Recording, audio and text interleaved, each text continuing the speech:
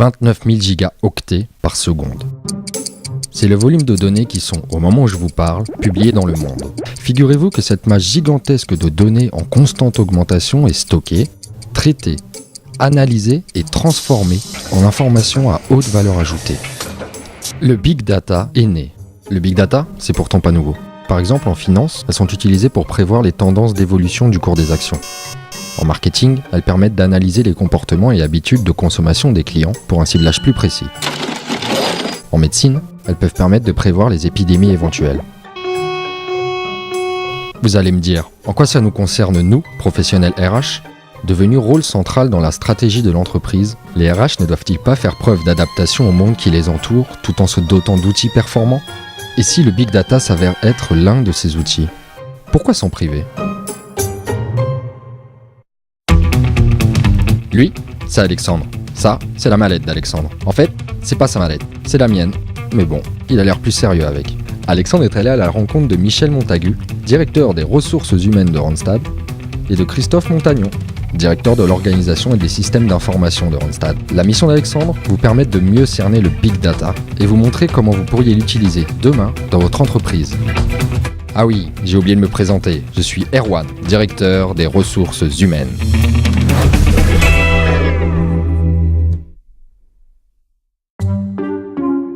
La question du Big Data arrive aujourd'hui après une évolution que j'ai vécue ces 30 dernières années.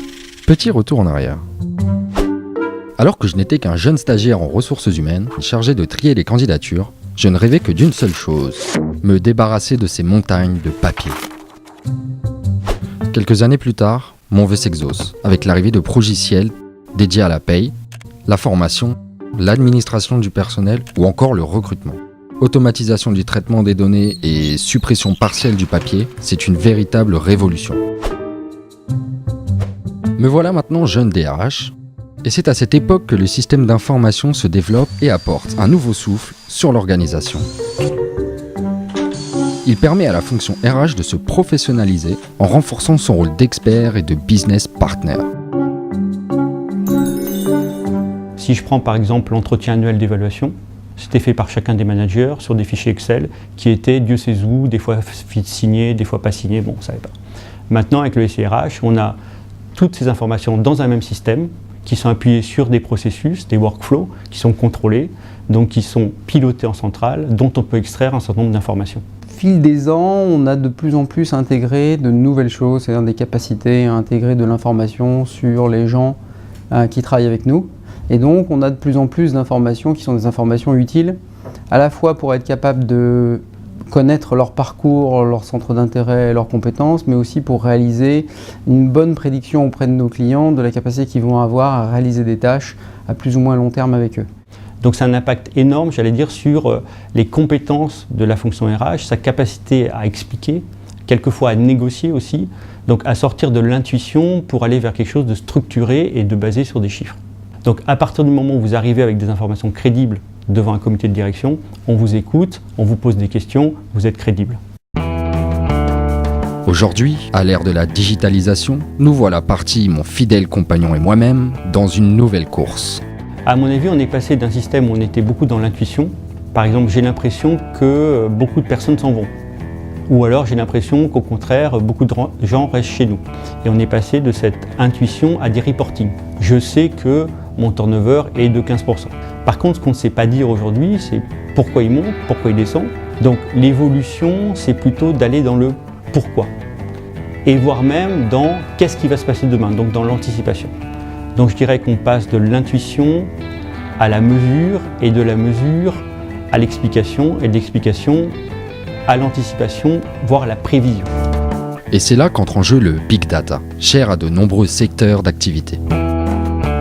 Ce volume exponentiel, cette variété de données permettant d'entrer dans l'ère de l'analyse prédictive, serait un outil d'aide à la décision RH. Finalement, on a tout ce qu'il faut dans nos systèmes d'information aujourd'hui. Il y a des informations liées au contrat de travail, à la paye, à la gestion de carrière, au CV. Donc on a des informations dans plusieurs endroits. Et donc l'évolution que moi je vois, c'est de collecter cette information, la mettre au même endroit et la traiter de façon à ce qu'elle ait un caractère explicatif. Si je reprends l'exemple du turnover, pourquoi quelqu'un part ? La réponse serait ceux qui s'en vont, ce sont plutôt des femmes de 45 ans, qui ont 10 ans d'ancienneté et qui n'ont pas été promus depuis 5 ans, par exemple. Ça, voilà une application concrète qui serait très importante pour nous. Une fois qu'on a cette explication, on peut dire, bon, si c'est un public clé pour moi, ces femmes de 45 ans, etc., qu'est-ce que je mets en place? C'est ça qui est important. Qu'est-ce que je fais pour que ces personnes ne partent plus? Et ça, c'est le plan d'action. Les informations internes à l'entreprise, mais aussi toutes les données disponibles sur le web, voilà une somme gigantesque de données à collecter, centraliser et traiter. Ça demande un peu d'entraînement. Capter l'information va nécessiter, par exemple, de mettre en place les bons collecteurs d'informations sur l'Internet. Parfois, on va collecter des informations qui sont beaucoup plus larges que celles dont on a besoin. Puis on verra par la suite comment est-ce qu'on va les trier, puisqu'en fait, on ne trie pas a priori, on trie a posteriori. Et on a un énorme bac à sable dans lequel on peut expérimenter, réfléchir, corréler des informations pour voir lesquelles sont plus pertinentes. Imaginons le recrutement de notre futur responsable achat. La mission est confiée à mon compagnon, désormais connecté et fin prêt à exploiter toutes les ressources du Big Data. Informations internes, informations externes sont collectées et analysées avec un degré de détail plus important qu'aucun humain ne pourrait faire à lui seul. Le résultat, un panel varié de candidats adaptés à ma demande initiale et, cerise sur le gâteau, différentes possibilités que je n'avais pas anticipées au départ. C'est une manière de penser, une série de corrélations qu'on va trouver qui va nous aider à mieux comprendre comment est-ce qu'on doit profiler les gens pour pouvoir être en succès à l'intérieur de ce métier-là, sans en fabriquer forcément des généralités. Au contraire, parfois, ça va nous aider à sortir des sentiers battus. Et finalement, la donnée peut être une ouverture plus qu'un enfermement. De belles perspectives. Mais ne craint-on pas des dérives ? Il faut être prudent avec l'exploration de données, et pas se jeter directement sur 3 indices pour imaginer que ce soit des causes, mais bien en rester à une analyse bac à sable, le temps que on est un peu maturé et un petit peu avancé sur des explications plus robustes, et avant de dire ça c'est une causalité. Je pense qu'il y a un autre élément peut-être à prendre en compte dans le Big Data, c'est l'information qu'on possède sur les collaborateurs. Qu'est-ce qu'on en fait? Et le fait qu'on soit sûr que ces informations ne sortent pas du cadre de la confidentialité des ressources humaines. Puisque des informations assez basiques, comme par exemple l'adresse de quelqu'un, ou son parcours professionnel, ou son ancienneté, peuvent être des informations sensibles si elles sont partagées en dehors de la communauté RH. Par exemple, quelle information on partage avec le manager, quelle information on ne partage pas, etc., etc. Donc il y a quand même une sensibilité de ces informations qui ne sont pas de l'information neutre. Alors, quel avenir pour la fonction RH avec le Big Data? Nouvel outil d'aide à la décision? Facilité de gestion? Capacité d'analyse de l'impact des tendances sociétales sur les organisations? Et cela renforcera-t-il le caractère stratégique de la fonction? Et comment limiter les risques de dérive? Difficile à prédire. Alors, à nous de construire notre avenir.